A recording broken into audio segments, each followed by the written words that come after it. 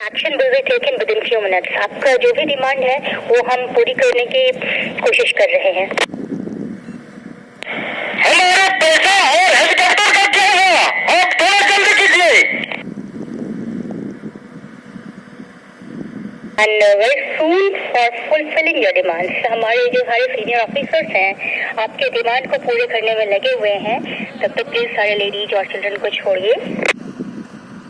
आप थोड़ा जल्दी कीजिए वरना हम ये प्लेन को क्रैश कर देंगे। ऐसा मत कीजिए, बहुत सारी जिंदगियां हैं वहाँ पर और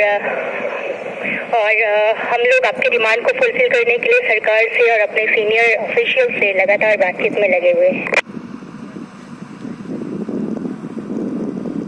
रोज में मत ये करो। हाँ